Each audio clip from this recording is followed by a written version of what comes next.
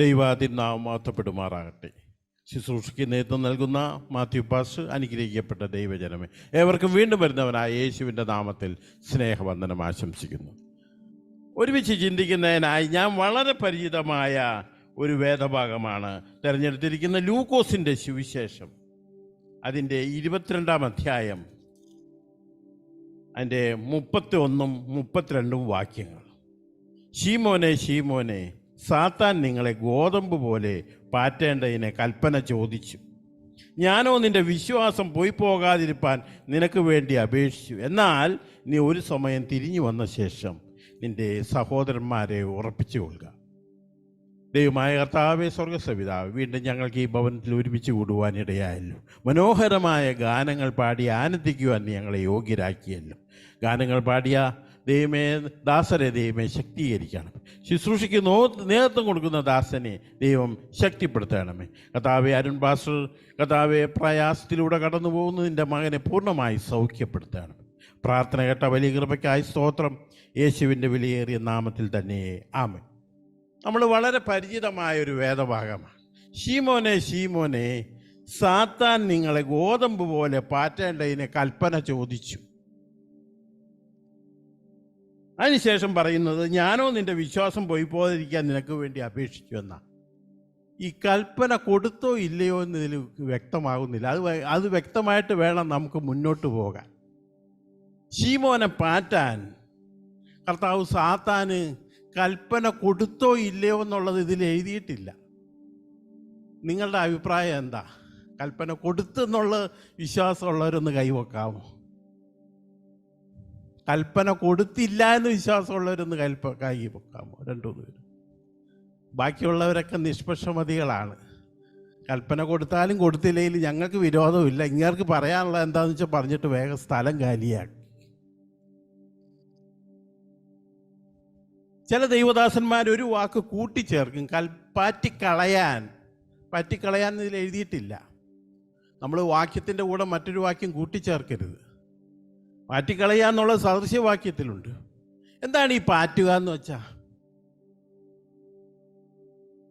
പാറ്റുക എന്ന് പറഞ്ഞാൽ ശുദ്ധീകരിക്കുക എന്നർത്ഥം. നമ്മൾ ഗോതമ്പ് പാറ്റുന്നത് കണ്ടിട്ടില്ല, നെല്ല് പാറ്റുന്നത് കണ്ടിട്ടില്ല. ഞാനൊരു കർഷക കുടുംബത്തിലായിരുന്നു. അപ്പം നെല്ല് പാറ്റും. അന്ന് ആദ്യകാലത്തൊക്കെ സ്ത്രീകൾ ഈ മുറം കൊണ്ട് പാറ്റും. അതിനുശേഷം പിന്നെ ഇലക്ട്രിസിറ്റിയൊക്കെ വന്നപ്പോൾ ഈ ഫാൻ ഫുൾ സ്പീഡിലിട്ട് അതിൻ്റെ മുമ്പിൽ ഈ നെല്ല് പാറ്റുമ്പോൾ പതിരൊക്കെ തെറിച്ചു പോകും. ഒരു കർഷകൻ പാറ്റിയിട്ടേ തൻ്റെ ഈ ധാന്യം സ്റ്റോർ ചെയ്യാറുള്ളൂ. സ്റ്റോർ ചെയ്യണ പത്തായത്തിലാണ്. അപ്പം പാറ്റുക എന്ന് പറയുന്ന ഒരു ശുദ്ധീകരണ പ്രക്രിയയാണ്. അത് നശീകരണ പ്രക്രിയയല്ല.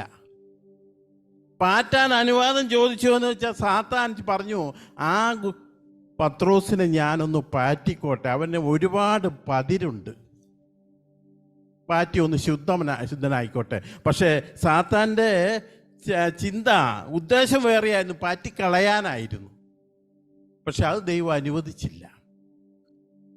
നിങ്ങൾ ടുഡേയ്സ് ഇംഗ്ലീഷ് വെർഷൻ വായിക്കുകയാണ്, ഇങ്ങനെ എഴുതിയിരിക്കുന്നത്, Simon, Simon, Satan has received permission to test all of you, to separate the good from the bad, as a farmer separates the wheat from the chaff. അനുവാദം കൊടുത്തു.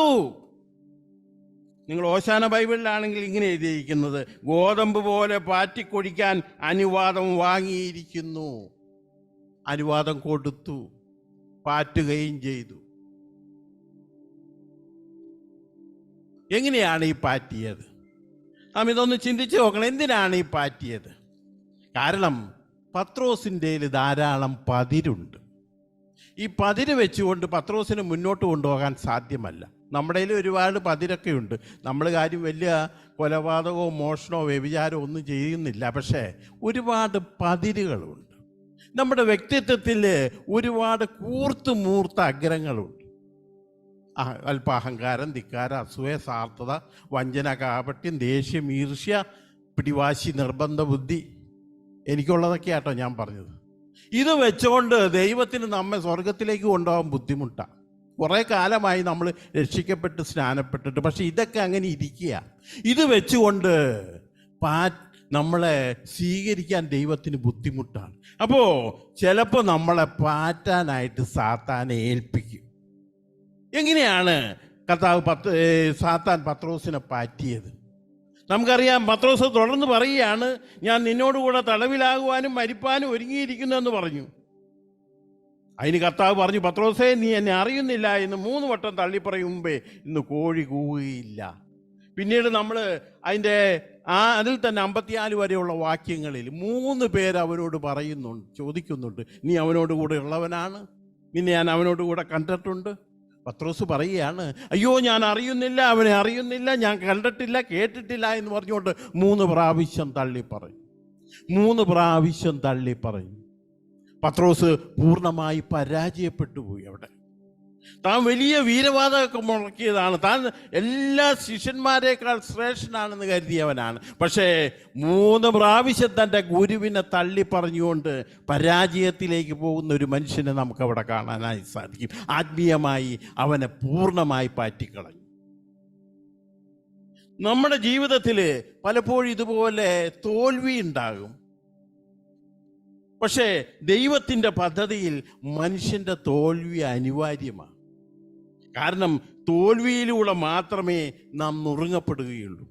പത്രോസിൻ്റെ ഈ തള്ളിപ്പറയലിൽ നിന്ന് പത്രോസിന് രക്ഷപ്പെടാൻ സാധ്യമല്ലായിരുന്നു. കാരണം അവനെ പാറ്റേണ്ടത് കർത്താവിൻ്റെ ആവശ്യമായിരുന്നു. കാരണം അവനെ കർത്താവിന് വേണ്ടി, അവന് ശുശ്രൂഷയ്ക്ക് വേണ്ടി തിരഞ്ഞെടുക്കേണ്ടതായിട്ടുണ്ടായിരുന്നു. അതുകൊണ്ട് അവനെ പൂർണ്ണമായി പാറ്റേണ്ടതായിട്ടുണ്ട്. 3 പ്രാവശ്യം തള്ളി പറഞ്ഞു. ആത്മീയമായി അവൻ പരാജയപ്പെട്ട് കഴിയുകയാണ്. ഇവിടെ നമ്മൾ വായിക്കുമ്പോൾ അതിൻ്റെ ആ 22-ാം അധ്യായം, ലൂക്കോസ് 22 അധ്യായം, അവിടെ 61-ാമത്തെ വാക്യം ഇങ്ങനെയാണ്. അപ്പോൾ കർത്താവ് തിരിഞ്ഞു പത്രോസിനെ ഒന്ന് നോക്കി, ഇന്ന് കോഴി കൂവുമ്പേ നീ 3 വട്ടം എന്നെ തള്ളി പറയുമെന്ന് കർത്താവ് തന്നോട് പറഞ്ഞ വാക്ക് പത്രോസ് ഓർത്ത് പുറത്തിറങ്ങി അതിദുഃഖത്തോടെ കരഞ്ഞു. കർത്താവ് തിരിഞ്ഞൊന്ന് നോക്കിയതിൻ്റെ അർത്ഥം എന്താ? പത്രോസേ, ഇപ്പം എന്ത് പറ്റി? ഞാൻ പറഞ്ഞില്ലേ നീ തള്ളി പറയുമെന്ന്, നിനക്ക് അങ്ങനെ തന്നെ വേണം എന്നാണോ അതിൻ്റെ അർത്ഥം? അല്ല, പത്രോസേ, നീ പരാജയപ്പെട്ടല്ലേ, സാരമില്ല, നിന്നെ ഞാൻ ഉയർത്തും, നിന്നെ ഞാൻ ശക്തിപ്പെടുത്തും. നീ പരാജയപ്പെടുന്നത് എൻ്റെ പദ്ധതിയിലുള്ളൊരു കാര്യമാണ്. നമ്മുടെ ജീവിതത്തിൽ പലപ്പോഴും ഈ പരാജയത്തിൻ്റെ അനുഭവത്തിലൂടെ കടന്നു പോകേണ്ടതായിട്ടുണ്ട്. കാരണം പരാജയത്തിൻ്റെ അനുഭവത്തിലൂടെ കടന്നു പോയില്ല എങ്കിൽ നാം നുറുങ്ങപ്പെടുകയില്ല. നമ്മുടെ ഉള്ളിൽ പരിശുദ്ധാത്മാവ് കൊണ്ട് നമുക്ക് നിറയാനും സാധ്യമല്ല. 3 പ്രാവശ്യം അവനെ തള്ളിപ്പറഞ്ഞു. 3 അതിലൂടെ പത്രോസ് ആത്മീയമായി പൂർണ്ണമായും പരാജയപ്പെട്ടു.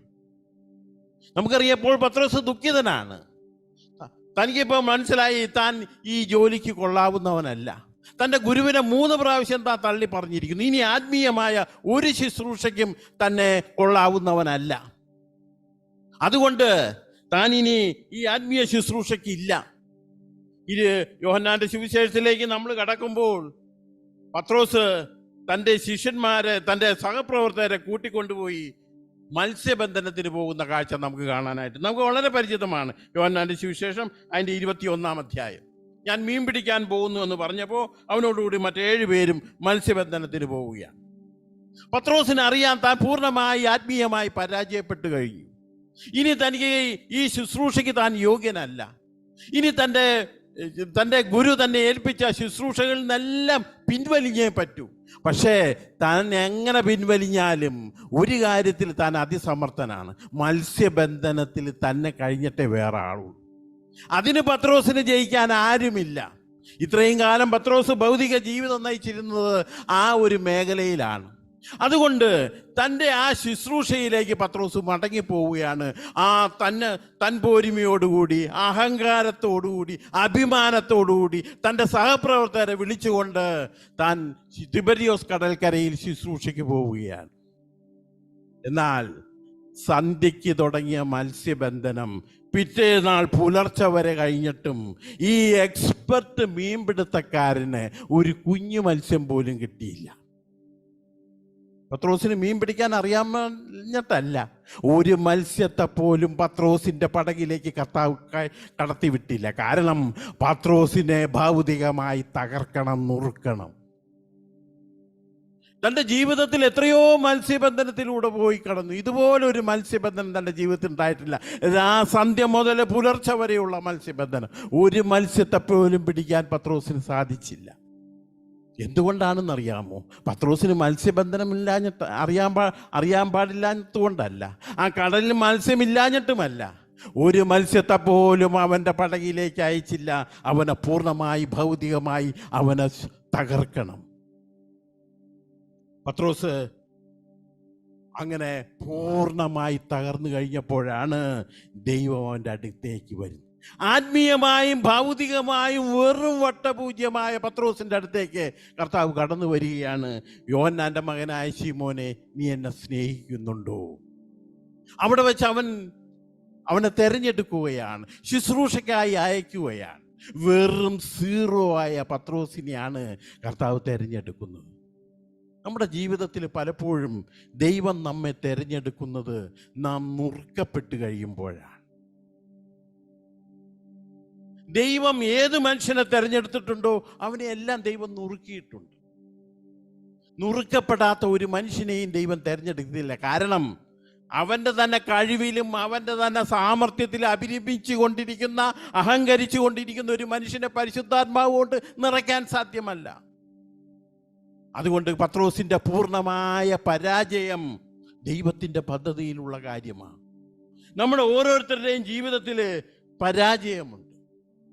എവിടെ തിരിഞ്ഞാലും നമ്മുടെ ജീവിതത്തിൽ പരാജയമാണെങ്കിൽ ഓർക്കുക, ദൈവം നമ്മെ തിരഞ്ഞെടുക്കാൻ പോവുകയാണ്. ഞാൻ ചിലപ്പോൾ വിചാരിക്കും, ഇപ്പോൾ കർത്താവ് വരികയാണെങ്കിൽ ഞാൻ ചോദിക്കും, എൻ്റെ കർത്താവേ, ഈ പത്രോസിനെ ഈ പ്രഭാതം വരെ നീ ഇങ്ങനെ കഷ്ടപ്പെടുത്തി എന്തിനാ? ഏതായാലും അവനൊരു മത്സ്യവും പിടിക്കാൻ പോകുന്നില്ല, അത് നിൻ്റെ പദ്ധതിയാണ്. എങ്കിൽ ഒരു പാതിരാത്രിയൊക്കെ ആയപ്പോൾ അവരുടെ അടുത്ത് ചെന്നിട്ട്, മക്കളെ കൂട്ടുവാൻ വല്ലതും ഉണ്ടോ എന്ന് പറഞ്ഞ് ഈ നാടകം അങ്ങോട്ട് അവസാനിപ്പിക്കാമായിരുന്നില്ലേ? ഈ വെളുപ്പാൻ കാലം വരെ അവരിങ്ങനെ കഷ്ടപ്പെടുത്തി എന്താ?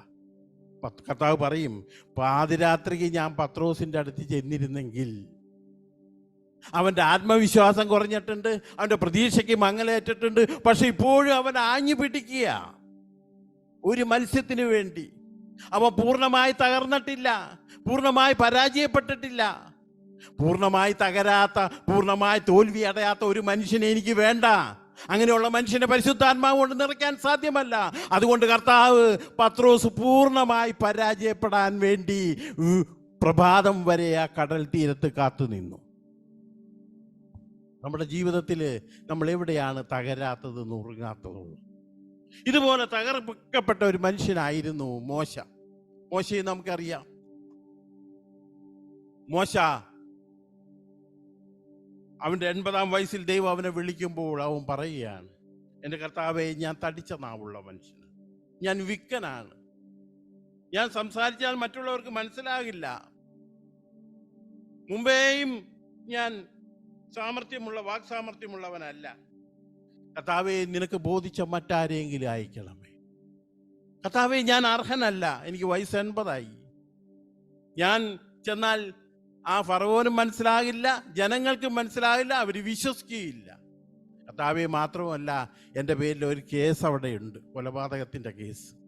അതുകൊണ്ട് നീ മറ്റാരെങ്കിലും അയക്കും. നമ്മൾ നോക്കുമ്പോൾ ഈ മോശ തടിച്ച നാവുള്ളവനായിരുന്നോ? മുമ്പേ വാക്സാമർത്ഥ്യം ഇല്ലാത്തവനായിരുന്നോ? കഴിവില്ലാത്തവനായിരുന്നോ? നമ്മൾ സ്നാപക യോഹന്നാൻ അല്ല, നമ്മുടെ സ്തേഫാനോസ്, അവൻ രക്തസാക്ഷിത്വം വരിക്കുന്നതിന് മുമ്പ് ആ ഇസ്രായേലിൻ്റെ ചരിത്രം വിവരിക്കുന്ന ഒരു രംഗമുണ്ട്. അപ്പോസ്തലപ്രവൃത്തികൾ 7-ാം അധ്യായം. 7-ാം അധ്യായത്തിൽ അവൻ ആ ചരിത്രം മുഴുവൻ അവൻ വിവരിക്കുന്നുണ്ട്. അതിൽ മോശയെക്കുറിച്ച് സ്തേഫാനോസ് ഇങ്ങനെയാ പറയുന്നത്. അതിൻ്റെ അപ്പോസ്തലപ്രവൃത്തികൾ 7-ാം അധ്യായം അതിൻ്റെ 22-ാമത്തെ വാക്യം. മോശ മിസ്രയീമ്യരുടെ സകല ജ്ഞാനവും അഭ്യസിച്ച് വാക്കിലും പ്രവൃത്തിയിലും സമർത്ഥനായി തീർന്നു. ഇസ്രായേലിന്റെ സകല ജ്ഞാനവും അഭ്യസിച്ചു. ഈജിപ്തിലെ സർവകലാശാലകളിൽ അവൻ പഠിച്ചു. അവൻ വാക്കിലും പ്രവൃത്തിയിലും സമർത്ഥനായി തീർന്നു. എന്താ വാക്കിലും പ്രവൃത്തിയിലും അവൻ നന്നായിട്ട് സംസാരിക്കാൻ കഴിവുള്ളവനായിരുന്നു. ഞാൻ എൻ്റെ NIV പരിഭാഷ ഒന്ന് വായിക്കുകയാണ്. Moses was educated in all the wisdom of Egyptians and was powerful in speech and action. ഒന്നാം തരം പ്രാസംഗികനായിരുന്നു, ഒന്നാം തരം കഴിവുള്ളവനായിരുന്നു, അവൻ ഏറ്റവും കൂടുതൽ ജ്ഞാനം സമ്പാദിച്ചവനായിരുന്നു. അങ്ങനെയുള്ള മോശയാണ് 40-ാം വയസ്സിൽ കൊട്ടാരം വിട്ടിറങ്ങുന്നത്. അവനറിയാം തനിക്ക് മാത്രമേ പ്രസംഗിക്കാൻ കഴിവുള്ളൂ, തനിക്ക് മാത്രമേ വചനം അറിഞ്ഞുള്ളൂ, തനിക്ക് മാത്രമേ വിവരവും വിദ്യാഭ്യാസവും ഉള്ളൂ. ഈ ഒരു താൻ പോരിമയോടുകൂടി, തൻ്റെ കുറിച്ചുള്ള മതിപ്പോടുകൂടി മോശ കൊട്ടാരം വിട്ടിറങ്ങുകയാണ്. ഫറവോ ജനങ്ങളെ പീഡിപ്പിക്കുന്നത് അവന് സഹിച്ചില്ല. ഇപ്പൊ ഞാൻ ശരിയാക്കി തരാം, എൻ്റെ കഴിവും സാമർഥ്യവും ഉപയോഗിച്ച് ഇതിന് ഞാനൊരു പരിഹാരം ഉണ്ടാക്കാൻ പോകുന്നുള്ള അതിര് കടഞ്ഞ ആത്മവിശ്വാസവും അഹങ്കാരവും മൂലം മോശ കൊട്ടാരം വിട്ടിറങ്ങുകയാണ്. പിന്നീട് നമുക്കറിയാം സംഭവിച്ചത്. ഒരു എബ്രായനും ഒരു മിസ്രൈമിനും തമ്മിൽ സംഘടനമുണ്ടാകുന്നു. മിസ്രൈമിനെ അടിച്ചു കൊന്നു. പിറ്റേ ദിവസം 2 എബ്രായന്മാർ തമ്മിൽ വഴക്കുണ്ടാക്കുന്നു. അവരെ മധ്യസ്ഥ പിടിക്കാൻ പോയപ്പോൾ അവർ ചോദിച്ചു, ഇന്നലെ മിസ്രൈമിനെ കൊന്നതുപോലെ എന്നെയും കൊല്ലാൻ ഭാവിക്കുകയാണോ എന്ന് ചോദിക്കുന്നു. പിന്നെ മോശ താ കൊലപാതകം പരസ്യമായതോടെ മിദ്യാനിലേക്ക് പോകുന്നു. മിദ്യാനിൽ അവൻ അവിടുത്തെ പുരോഹിതനുമായി ബന്ധപ്പെട്ട് മിദ്യാനിലെ പുരോഹിതനായ ഇത്രോവിൻ്റെ ആടുകളെ മേയിച്ച് ആ കുടുംബത്തിലെ മക്കളെ പെൺകുട്ടി വിവാഹം കഴിച്ച് അങ്ങനെ ജീവിക്കുകയാണ്. 40 വർഷം മോശ അങ്ങനെ കഴിയുകയാണ്. ഈ 40-ാമത്തെ വർഷം 40 വർഷം മോശ അങ്ങനെ കഴിയുകയാണ്. ഈ സമയത്തൊക്കെ മോശ വിചാരിച്ച് കാണും ദൈവം തന്നെ വിളിക്കും, ഇസ്രായേലിൻ്റെ ആ വിമോചനത്തിനായി തന്നെ വിളിക്കും, താൻ മാത്രമേ അതിന് യോഗ്യതയുള്ളൂ, തനിക്ക് മാത്രമേ വിദ്യാഭ്യാസമുള്ളൂ, തനിക്ക് മാത്രമേ പ്രസംഗിക്കാൻ കഴിവുള്ളൂ. പക്ഷെ ഒരിക്കൽ പോലും ദൈവം മോശയോട് സംസാരിച്ചിട്ടില്ല, മോശയെ വിളിച്ചില്ല. എന്നാൽ ഇപ്പോൾ 80-ാം വയസ്സിൽ ദൈവം മോശയെ വിളിക്കുമ്പോൾ മോശയുടെ അനുഭവം നമുക്കൊന്ന് കാണാം. എത്രമാത്രം സ്വയം മതിപ്പുണ്ടായവനായിരുന്നു, എത്രമാത്രം താൻ പോരിമയുണ്ടായവനായിരുന്നു, എത്രമാത്രം അഹങ്കാരത്തോടെ ജീവിച്ചവനായിരുന്നു. ഇന്ന് അവൻ പറയുകയാണ്, എൻ്റെ കർത്താവേ, ഞാൻ വിക്കനാണ്, എനിക്ക് സംസാരിക്കാൻ കഴിവില്ല, ഞാൻ കഴിവ് കുറഞ്ഞവനാണ്, എനിക്ക് മറ്റുള്ളവരെ പറഞ്ഞ് ബോധിപ്പിക്കാൻ സാധ്യമല്ല, നീ മറ്റാരെങ്കിലും അയക്കണമേ എന്ന് പറഞ്ഞുകൊണ്ട് തൻ്റെ ബലിഷ്ഠ ഘടകങ്ങളിൽ തകർക്കപ്പെട്ട് കാണുന്നത് വരെ ദൈവം മോശയോടൊത്തും നിന്നില്ല. 40 വർഷം ദൈവം മോശയോട് ഒരിക്കൽ പോലും സംസാരിച്ചില്ല. ഈ 40 വർഷം ദൈവം ഒരിക്കൽ പോലും മോശയെ വിളിച്ചില്ല. ഈ 40 വർഷവും ഈ ഫറവോ അതികഠിനമായി ജനങ്ങളെ പീഡിപ്പിച്ചുകൊണ്ടിരുന്നു, അവരെ ഞെരുക്കിക്കൊണ്ടിരുന്നു. അത് ദൈവത്തിന് അറിയാം. പക്ഷേ ഈ 40 വർഷത്തിൽ ഒരിക്കൽ പോലും ദൈവം മോശയെ വിളിച്ചില്ല. കാരണം മോശയാണ് ഈ ജനത്തെ നയിക്കാൻ തിരഞ്ഞെടുക്കുന്നത്. പക്ഷെ മോശയെ ഇപ്പോൾ തിരഞ്ഞെടുക്കാൻ സാധ്യമല്ല. കാരണം അവൻ്റെ ഉള്ളിൽ അഹങ്കാരവും ധിക്കാരവും നിറഞ്ഞിരിക്കുകയാണ്. അവൻ ഒരു സീറോ ആയി മാറേണ്ടതായിട്ടുണ്ട്. തൻ്റെ ബലിഷ്ഠ ഘടകങ്ങൾ അവൻ തകർക്കപ്പെട്ട് കാണേണ്ടതായിട്ടുണ്ട്. അതുകൊണ്ട് ദൈവം മോശയെ വിളിച്ചില്ല. എന്നാൽ ഈ 80-ാം വയസ്സിൽ തൻ്റെ എല്ലാ കഴിവുകളും അസ്തമിച്ച്, തൻ്റെ ആത്മവിശ്വാസവും കുറഞ്ഞ്, താൻ വലിയ അറിവും പണ്ഡിതനും പ്രസംഗിക്കാൻ കഴിവുള്ളവനുമാണെന്നുള്ള ആ ചിന്തകളെല്ലാം വിട്ടുമാറി, കർത്താവേ, ഞാൻ തടിച്ച നാവുള്ളവൻ, കർത്താവേ, ഞാൻ വിക്കനാണ്, കർത്താവേ, എനിക്ക് പ്രായമായി, നീ ബോധിച്ച മറ്റാരെങ്കിലും അയക്കണമേ എന്ന് പറഞ്ഞുകൊണ്ട് അവൻ തൻ്റെ ബലിഷ്ഠ ഘടകങ്ങൾ തകർക്കപ്പെടുകയായിരുന്നു. അപ്പോഴാണ് ദൈവം അവനെ തിരഞ്ഞെടുത്തത്. സീറോ ആയപ്പോഴാണ് അവനെ ദൈവം തിരഞ്ഞെടുത്തത്. ഇപ്പോൾ നാം മോശയെ കാണുന്നത് എങ്ങനെയാണ്? മോശ എന്ത് ചെയ്തുകൊണ്ടിരിക്കുമ്പോഴാണ് ദൈവം വിളിച്ചത്? ആടുകളെ മേയ്ക്കുകയാണ്. ആടുകളെ മേയ്ക്കണം. ഈജിപ്തിലെ വലിയ യൂണിവേഴ്സിറ്റിയിലൊക്കെ പഠിച്ച് മിടുമിടുക്കനായ മോശ, രാജകുമാരിയുടെ മകൻ, അടുത്ത ചക്രവർത്തിയാകാൻ പോകേണ്ടവൻ, അവനിപ്പോൾ എന്ത് ചെയ്യാന്നറിയാവോ? ആടിനെ മേയിച്ചുകൊണ്ട് കിടക്കുക. ദൈവം അവനെ ഏറ്റവും താഴ്ത്തത്തട്ടിലിട്ട് നുറുക്കി, ഏറ്റവും താഴ്ത്തത്തട്ടിലിട്ട് നുറുക്കി, അവനെ വെറും സീറോ ആക്കി. വീണ്ടും ആ ഒരു എബ്രായനും ഒരു മിസ്രൈമിനും കൂടി അവർ സംഘടന ഉണ്ടായപ്പോൾ മോശ അവരുടെ അടുത്തേക്ക് ചെല്ലുന്നുണ്ട്. മോശ ചെന്ന് കഴിഞ്ഞപ്പോ അവര് ചോദിക്കുകയാണ്, നീ ഞങ്ങൾക്ക് പ്രഭുവും ന്യായാധിപതിയും ആക്കിയവനാർ? ആ രണ്ടുപേര് ചോദിക്കുക, നീ ഞങ്ങൾക്ക് മധ്യസ്ഥത പിടിക്കാൻ വരുന്നുണ്ടല്ലോ, ഞങ്ങളുടെ പ്രഭുവും ഞങ്ങളുടെ ന്യായാധിപതിയും ഞങ്ങളുടെ മധ്യസ്ഥനുമാക്കിയത് ആരാണ് എന്ന് ആ എബ്രായൻ മോശയോട് ചോദിക്കുകയാണ്. ആ രണ്ടുപേരുടെ ന്യായാധിപതിയാക്കാൻ, രണ്ടുപേരുടെ മധ്യസ്ഥനാകാൻ ദൈവം മോശയെ അനുവദിച്ചില്ല.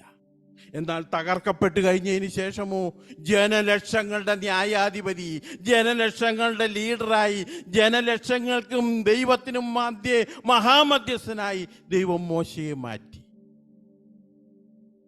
അനുഗ്രഹിക്കപ്പെട്ട ദൈവജനമേ, ദൈവം നമ്മെ തിരഞ്ഞെടുക്കുന്നുണ്ടെങ്കിൽ നമ്മെ ഒന്ന് തകർത്തട്ടെ തിരഞ്ഞെടുക്കും. ഏതാണ് നാം ദൈവത്തിന് വിട്ടുകൊടുക്കാത്തത്? നമ്മുടെ ജീവിതത്തിൽ ഏതംശമാണ് നാം മുറുകെ പിടിച്ചുകൊണ്ടിരിക്കുന്നത്?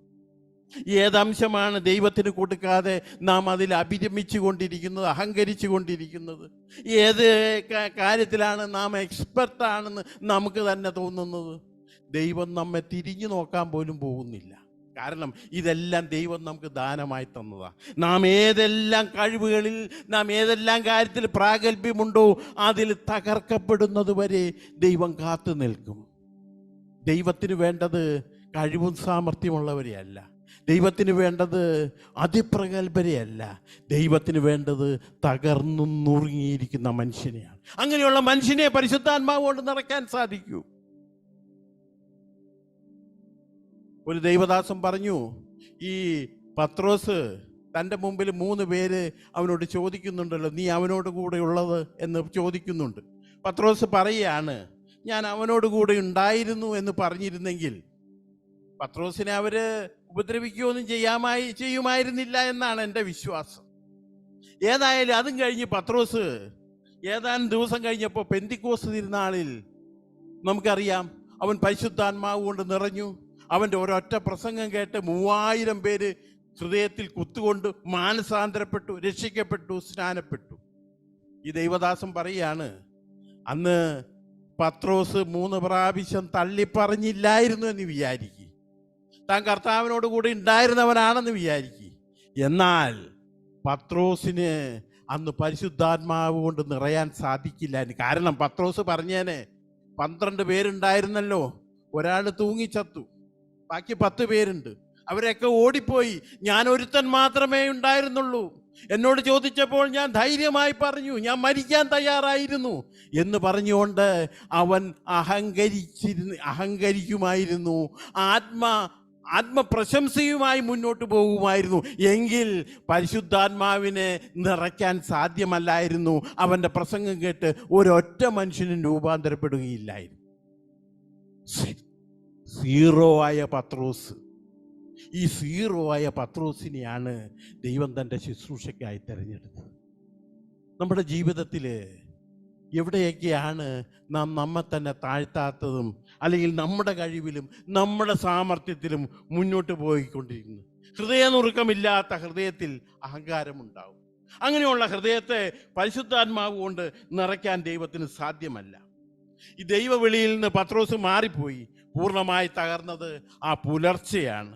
അപ്പോഴാണ് കർത്താവ് വന്നത്.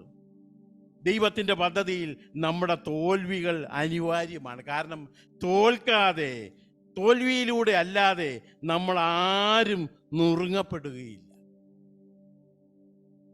തോൽവിയിലൂടെ മാത്രമേ നാം നുറുങ്ങപ്പെടുകയുള്ളൂ. ഇവിടെ പത്രോസ് പൂർണ്ണമായി സീറോ ആണ്, ആത്മീയമായും ഭൗതികമായും സീറോ ആണ്. അപ്പോഴാണ് ദൈവം അവനെ അയക്കുന്നത്.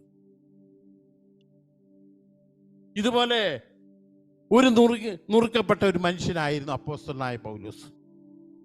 അപ്പോസ്തലനായ പൗലോസ് പറയുന്നുണ്ട്, നമുക്ക് വളരെ പരിചിതമാണ്, 2 കൊരിന്ത്യർ 12:7, വെളിപാടുകളുടെ ആധിക്യത്താൽ ഞാൻ അതിയായി നിഗളിച്ചു പോകാതിരിക്കാൻ എനിക്ക് ജഡത്തിൽ ഒരു ശൂലം തന്നിരിക്കുന്നു. ഞാൻ നിഗളിച്ചു പോകാതിരിക്കേണ്ട എന്നെ കുത്തുവാൻ സാത്താൻ്റെ ദൂതനെ തന്നെ. അത് എന്നെ വിട്ടു നീങ്ങേണ്ടതിന് ഞാൻ 3 വട്ടം കർത്താവിനോട് അപേക്ഷിച്ചു. എന്നാൽ അവൻ എന്നോട്, എൻ്റെ കൃപ നിനക്ക് മതി, എൻ്റെ ശക്തി ബലഹീനയിൽ തികഞ്ഞു വരും. എന്താണ് ഈ സാത്താൻ്റെ ദൂതൻ, അല്ലെങ്കിൽ എന്താണ് ഈ ജഡത്തിൽ ശൂലം? അത് ദൈവദാസന്മാർ പല അഭിപ്രായങ്ങൾ പറയുന്നുണ്ട്. ഒരു രോഗമാണെന്ന് പറയുന്നുണ്ട്, കണ്ണിൻ്റെ കാഴ്ച ഇൻഫെക്ഷനാണെന്നൊക്കെ പലതും പറയുന്നു. പക്ഷേ നമ്മൾ ചിന്തിച്ച് നോക്കുമ്പോൾ എത്രമാത്രം പീഡനങ്ങളിലൂടെ കടന്നുപോയൊരു മനുഷ്യനാണ്. ഒന്ന് കുറേ 40 അടി 5 വട്ടം കൊണ്ടു, കപ്പൽ ചേർത്തിൽപ്പെട്ടു, ആ ജയിലിൽ കിടന്നു, എത്രയോ പീഡനങ്ങൾ. ഇത്ര പീഡനങ്ങളെല്ലാം സഹിച്ച ഈ മനുഷ്യന് ഈ ജഡത്തിൽ ആ ശൂലം അങ്ങോട്ട് മാറ്റി കൊടുക്കാമായിരുന്നില്ലേ? ആ ജീവിതാവസാനം വരെ ജഡത്തിലെ ശൂലം അവൻ്റെ കൂടെ ഉണ്ടായിരുന്നു. എന്തുകൊണ്ടാണ് ദൈവം ഈ ജഡത്തിലെ ശൂലം പൗലോസിന് കൊടുത്തത്? എന്തുകൊണ്ടാണ് അവൻ 3 വട്ടം അപേക്ഷിച്ചിട്ടും അത് മാറ്റി കൊടുക്കാതിരുന്നത്? അതിന് 2-3 കാരണങ്ങളുണ്ട്. ഒന്ന്, അവൻ പറയുന്നത് പോലെ വെളിപാടുകളുടെ ആധിക്യത്താൽ അവൻ അതിയായി നിഗളിച്ചു പോകാതിരിക്കാൻ. കാരണം അവനെ സംബന്ധിച്ച് നിഗളിച്ചു പോകാൻ ഒരുപാട് കാര്യങ്ങളുണ്ട്. അനേക ലേഖനങ്ങൾ എഴുതി, അനേക സഭകൾ സ്ഥാപിച്ചു, 3-ാം സ്വർഗത്തോളം ഉയർത്തപ്പെട്ടവൻ, ഒരുപാട് കർത്താവിന് വേണ്ടി പീഡനങ്ങൾ സഹിച്ചു. ഇങ്ങനെയൊക്കെ ആകുമ്പോൾ വെളിപാടുകളുടെ ആധിക്യത്താൽ അവൻ നിഗളിച്ചു പോകാതിരിക്കാൻ സാധ്യതയുണ്ട്. അതുകൊണ്ട് അവനൊരു ശൂലം കൊടുത്തു. രണ്ടാമത്, ദൈവത്തിൻ്റെ കൃപ അവന് എത്രമാത്രം ആവശ്യമുണ്ടെന്ന് അവനെ ബോധ്യപ്പെടുത്തുകയായിരുന്നു. ഇതൊന്നും അവൻ്റെ കഴിവും സാമർഥ്യമല്ല, ദൈവത്തിൻ്റെ കൃപ അവൻ്റെ കൂടെ ഉണ്ടായിരുന്നത് കൊണ്ടാണ് അവൻ ഇതെല്ലാം സാധിച്ചത്. മൂന്നാമത് ഒരു കാര്യവും കൂടിയുണ്ട്. അവൻ എന്നെന്നും നുറുങ്ങപ്പെട്ടവനായി, എന്നെന്നും തകർക്കപ്പെട്ടവനായി ദൈവസന്നിധിയിൽ കാണാൻ വേണ്ടിയാണ്. എന്നെന്നും നുറുക്കത്തോടെ, തകർച്ചയോടെ ദൈവസന്നിധിയിൽ കാണപ്പെടുവാൻ വേണ്ടി കൂടിയാണ് ആ ശൂലം മാറ്റായിരുന്നു. അനുഗ്രഹിക്കപ്പെട്ടവരെ, നമ്മുടെ ജീവിതത്തിലും ചില ശൂലമൊക്കെ ഉണ്ട്, അത് മാറിയില്ലെന്ന് വന്നേക്കാം. കാരണം ദൈവസന്നിധിയിൽ നാം നുറുങ്ങപ്പെട്ടവരായി കാണണമെങ്കിൽ ആ ശൂലം നമ്മുടെ ജീവിതത്തിൽ ആവശ്യമാണ്. അപ്പോസ്തലനായ പൗലോസ് പിന്നെ പറയുന്നുണ്ട്, ഞാൻ ബലഹീനതയിൽ ശക്തനായി മാറുകയാണ്. ഈ ബലഹീനത ശക്തിയാക്കി മാറ്റാൻ അവന് സാധിച്ചു. നമ്മുടെ ജീവിതത്തിൽ ഈ നുറുങ്ങുന്ന ഒരവസ്ഥ നമ്മുടെ ജീവിതത്തിൽ വേണം. ഇയ്യോബിനെ നമുക്കറിയാം. ഇയ്യോബ് ഏറ്റവും നീതിമാനായിരുന്നു, ഏറ്റവും നീതിമാനായ ഒരു മനുഷ്യനായിരുന്നു. എത്ര പീഡനങ്ങളിലൂടെ, എത്ര പരീക്ഷണങ്ങളിലൂടെ കടന്നുപോയിട്ടും അവൻ ദൈവത്തെ തള്ളി പറഞ്ഞില്ല. പക്ഷെ ഇയ്യോബ് ഒരു സ്വയനീതിക്കാരനായിരുന്നു. ഇയ്യോബിൻ്റെ ഈ സ്വയനീതിയെ ഉടച്ചു വാർക്കേണ്ടതായിട്ടുണ്ട്. അവൻ നുറുങ്ങപ്പെട്ടവനായി മാറേണ്ടതായിട്ടുണ്ട്. അതിനായിട്ട് ദൈവം അവന് ഈ ചുഴലിക്കാറ്റിൽ ചില സന്ദേശം കൊടുക്കുന്നതായി നമുക്ക് ഇയ്യോബിൻ്റെ പുസ്തകത്തിലേക്ക് നോക്കിയാൽ കാണാനായിട്ട് സാധിക്കും. ഇയ്യോബിനെ ദൈവം അവൻ്റെ ജീവിതത്തിൽ സാധാരണ അവൻ അനുഭവിക്കുന്ന ചില കാര്യങ്ങൾ അവനെ ബോധ്യപ്പെടുത്തുന്നുണ്ട്. ഇയ്യോബ് 38-ാം വാക്യം മുതൽ വായിക്കുമ്പോൾ നമുക്കറിയാം, ഈ പ്രകൃതിയിലെ ഇയ്യോബ് സാധാരണ കാണുന്ന കാര്യങ്ങൾ അതെല്ലാം ഇയ്യോബിനെ ബോധ്യപ്പെടുത്തുകയാണ്. ബോധ്യപ്പെടുത്തിക്കൊണ്ട് ഇയ്യോബ് ഒരു പക്ഷെ കരുതി കാണും, തൻ്റെ നീതി കാരണമാണ്, താൻ നീതിമാനായതുകൊണ്ടാണ് ഇതെല്ലാം ദൈവം തന്നതെന്ന്. പക്ഷേ ഇയ്യോബ് അതുമല്ലെന്ന് ദൈവം ഇയ്യോബിനെ ബോധ്യപ്പെടുത്തുകയായിരുന്നു. കാരണം ദൈവത്തിൻ്റെ സ്നേഹവും കരുണയും ആർദ്രതയും കൊണ്ടാണ്. ഇയ്യോബിൻ്റെ പുസ്തകത്തിൽ നമ്മൾ വായിക്കുമ്പോൾ അതിൻ്റെ 38-41 ഇങ്ങനെ പറയുന്നു, കാക്ക കുഞ്ഞുങ്ങൾ ഇരകിട്ടാതെ ഉഴന്ന് ദൈവത്തോട് നിലവിളിക്കുമ്പോൾ അതിന് തീൻ എത്തിച്ചു കൊടുക്കുന്നത് ആരാണ്? ഇയ്യോബ്. അതിൻ്റെ പരിഗണന, അതിനെ കരുതുന്നത് ഞാനാണ്. ഇയ്യോബ് അവസാനം ഈ പ്രകൃതിയിലെ കാര്യങ്ങളെല്ലാം കേട്ട് കഴിഞ്ഞപ്പോൾ ഇയ്യോബ് പറയുന്നുണ്ട്, 42-ാം അധ്യായം അതിൻ്റെ 5-ാം വാക്യം, ഞാൻ നിന്നെക്കുറിച്ച് ഒരു കേൾവി മാത്രമേ കേട്ടിരുന്നുള്ളൂ, ഇപ്പോഴോ എൻ്റെ കണ്ണാൽ നിന്നെ കാണും. ഇയ്യോബിനെ ഉടച്ചു വാർത്ത ഒരനുഭവത്തിലൂടെ ദൈവം ഇയ്യോബിനെ കടത്തിവിടുകയാണ്. നമ്മുടെ എല്ലാം ജീവിതത്തിൽ ഇതുപോലെ ഒരു തകർക്കുന്നൊരനുഭവമുണ്ട്. ഒരു വ്യക്തിയുടെ കാര്യം കൂടി ഞാൻ കാണട്ടെ. നമുക്കറിയാം, യെശയ്യാ പ്രവാചകൻ. യെശയ്യാവ് 1 മുതൽ 5 വരെയുള്ള വാക്യങ്ങളിൽ നമ്മൾ 5 അധ്യായങ്ങൾ കാണുമ്പോൾ നമുക്കറിയാം, ജനങ്ങളുടെ ഏറ്റവും ചെറിയ പാപങ്ങൾ അതുപോലും കണ്ടുപിടിച്ച്, സൂക്ഷ്മ നിരീക്ഷണ പാടവത്തോടെ കണ്ടുപിടിച്ച് അവയ്ക്കെതിരെ ദൈവത്തിൻ്റെ താക്കീതുണ്ടാകുമെന്നും മാനസാന്തരപ്പെട്ടില്ലെങ്കിൽ ദൈവത്തിൻ്റെ ശിക്ഷയിലൂടെ കടന്നു പോകുമെന്നും ഇയ്യോബ് അവരോട് പറയുന്നത് നമുക്ക് കാണാൻ സാധിക്കും. ആദ്യത്തെ 5 അധ്യായങ്ങൾ അവർ പറയുന്നുണ്ട്, നിന്റെ പാപങ്ങൾ കടുംചുവപ്പായിരുന്നാലും ഹിമം പോലെ വെളുക്കും.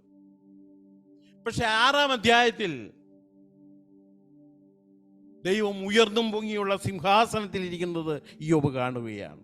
അവിടെ വെച്ച് ഇയ്യോബ് കരയുകയാണ്, അയ്യോ എനിക്ക് അയ്യോ കഷ്ടം, ഞാൻ നശിച്ചു, ഞാൻ ശുദ്ധിയില്ലാത്ത അതരങ്ങളുള്ള മനുഷ്യൻ, ശുദ്ധിയില്ലാത്ത അതരങ്ങളുള്ള ജനത്തിൻ്റെ നടുവിൽ വസിക്കുന്നു, എൻ്റെ കണ്ണ് സൈന്യങ്ങളുടെ യഹോവയായ രാജാവിനെ കണ്ടുവല്ലോ.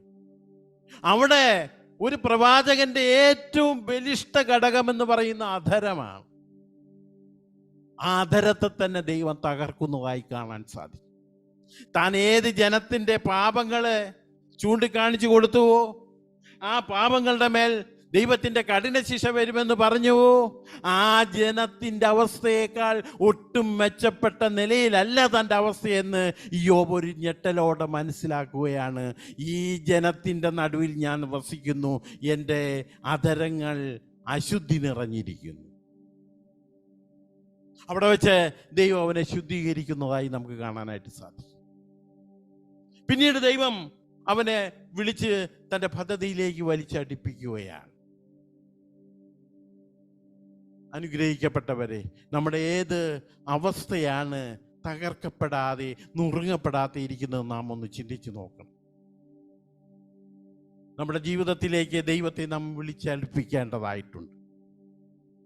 ദൈവത്തിൻ്റെ പദ്ധതി നമുക്ക് പൂർത്തിയാക്കേണ്ടതായിട്ടുണ്ട്. ദൈവം നമ്മെ വിളിക്കുകയാണ്, ദൈവത്തിൻ്റെ പദ്ധതിയിലേക്ക് ദൈവം നമ്മെ വിളിക്കുകയാണ്. എന്നാൽ ദൈവം നമ്മെ തിരഞ്ഞെടുക്കണമെങ്കിൽ നമ്മുടെ ഹൃദയം ശൂന്യമായിരിക്കണം. നമ്മുടെ ഒരു ഹൃദയത്തിൽ നമ്മുടെ എല്ലാ വിധത്തിലുള്ള നെഗറ്റീവായ മനോഭാവങ്ങളും മാറ്റേണ്ടതായിട്ടുണ്ട്. ഒരു യഹൂദൻ തൻ്റെ ഗുരുവിൻ്റെ അടുത്ത് ചെന്നു ചോദിക്കുന്നൊരു കാര്യമുണ്ട്.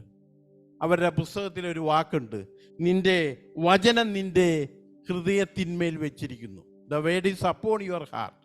ഈ ശിഷ്യൻ ചോദിച്ചു, എന്തുകൊണ്ടാണ് ഗുരുവേ വചനം എൻ്റെ ഹൃദയത്തിൻ്റെ മുകളിൽ വെച്ചിരിക്കുന്നത്?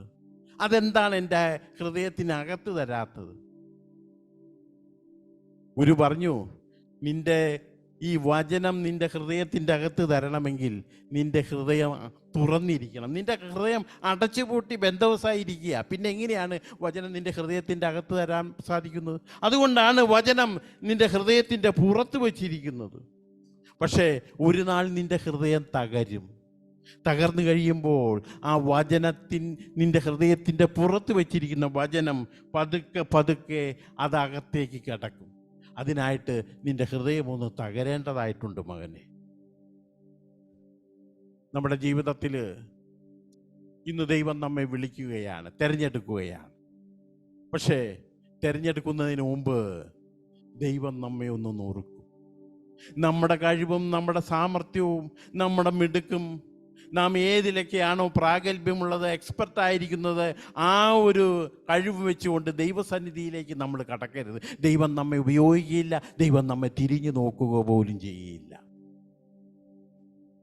ദൈവത്തിൻ്റെ സന്നിധിയിലേക്ക് കടക്കണമെങ്കിൽ തകർന്നു നുറുങ്ങിയുമുള്ള ഒരു ഹൃദയത്തോടെ മാത്രമേ ദൈവത്തിൻ്റെ സന്നിധിയിലേക്ക് കടക്കാൻ സാധിക്കൂ.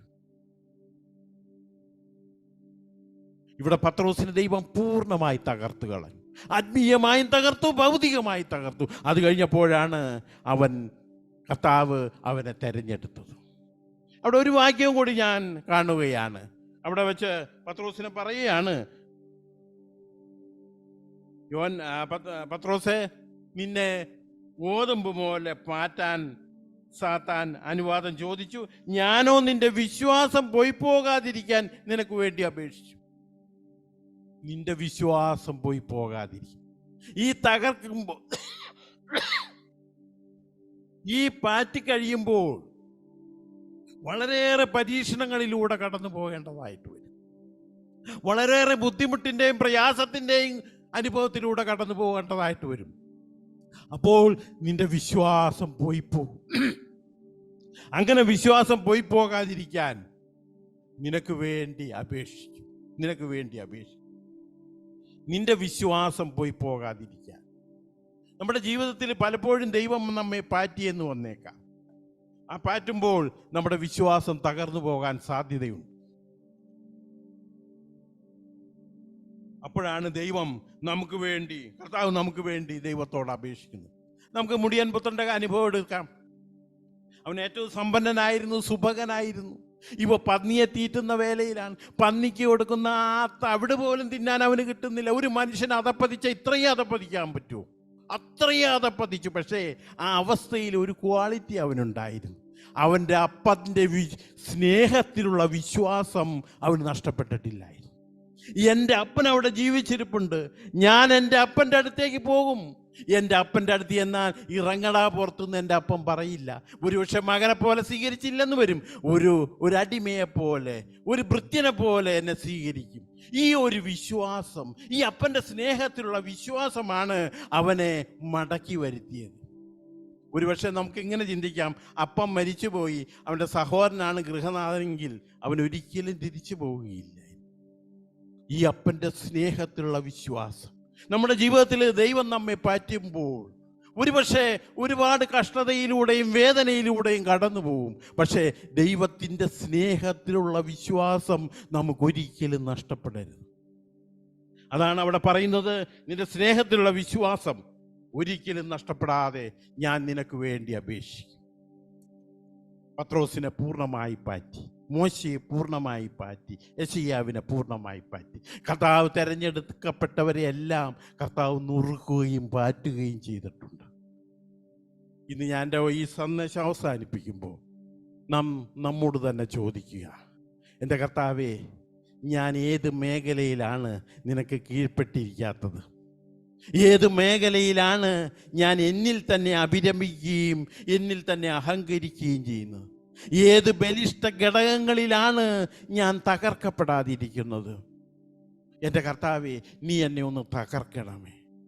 നീ എന്നെ ഒന്ന് തകർത്ത് എന്നെ ഒന്ന് നുറുക്കി കർത്താവേ, നിന്റെ ശുശ്രൂഷയിലേക്ക് എന്നെ നീ വിളിക്കണമേ. ഇത് മനസ്സിലാക്കിയ ആളായിരുന്നു ദാവീദ്. അതുകൊണ്ടാണ് ദാവീദ് പറഞ്ഞ്, തകർന്നു നുറുങ്ങിയിരിക്കുന്ന ഹൃദയത്തെ ദൈവമേ നീ നിരസിക്കുകയില്ല. പത്രോസിനെ തകർത്തതുപോലെ, മോശയെ തകർത്തതുപോലെ, യെശയ്യാവിനെ തകർത്തതുപോലെ ദൈവമേ എൻ്റെ ഹൃദയത്തെ നീ ഒന്ന് തകർക്കണം. എന്നെ ഒന്ന് നീ 0 ആക്കണമേ. കർത്താവേ, നിന്റെ ശുശ്രൂഷയ്ക്കായി നീ എന്നെ അയക്കണമേ. പക്ഷേ എൻ്റെ ഹൃദയത്തിൽ ഇപ്പോൾ ഒരുപാട് നെഗറ്റീവായ മനോഭാവങ്ങളുണ്ട്. എൻ്റെ ഹൃദയത്തെ പരിശുദ്ധാത്മാവോട് നിറയ്ക്കാൻ പറ്റാത്ത രീതിയിൽ കർത്താവേ നെഗറ്റീവായ ഒരുപാട് മനോഭാവങ്ങൾ നിറഞ്ഞിരിക്കുന്നു. ദൈവമേ, നീ അതെല്ലാം ഒന്ന് മാറ്റിത്തരണം. അതെല്ലാം ഒന്ന് നുറുക്കണമേ. എൻ്റെ ഹൃദയത്തെ നീ ഒന്ന് നുറുക്കണമേ കർത്താവേ, എങ്കിൽ ഞാൻ ശുശ്രൂഷയ്ക്ക് യോഗ്യനായിരിക്കും. അവസാന യെശയ്യാവ് പറയുന്നുണ്ട്, ആർ നമുക്ക് വേണ്ടി പോകും? അടിയനിതാ അടിയനെ അയക്കണം. ഇങ്ങനെ പറയണമെങ്കിൽ നമ്മുടെ ഹൃദയത്തെ ഒന്ന് നുറുക്കണം. പത്രോസിന് ദൈവം നുറുക്കി തൻ്റെ ആ ശുശ്രൂഷയ്ക്കായി തിരഞ്ഞെടുക്കുകയാണ്. എൻ്റെ വാക്കുകൾ ഇവിടെ അവസാനിപ്പിക്കുകയാണ്. നമുക്ക് ദൈവത്തോട് പ്രാർത്ഥിക്കാം. എൻ്റെ ദൈവമേ, നീ എന്നെ ഒന്ന് നുറുക്കണമേ, എന്നെ ഒന്ന് തകർക്കണമേ.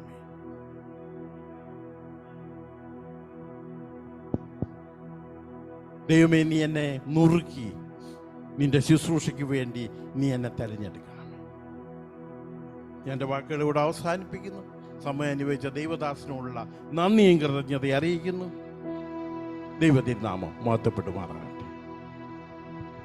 തകർക്കണേ, ഉടയ്ക്കണേ, മേനയണേ, എന്നെ പണിയണേ.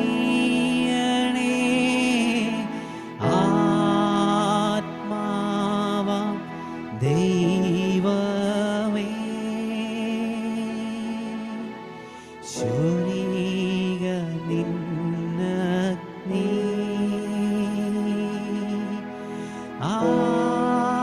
ആത്മാവാം ദൈവമേ, ശൂരിക നിന്നഗ്നി. മറക്കുവാൻ ക്ഷമിക്കുവാൻ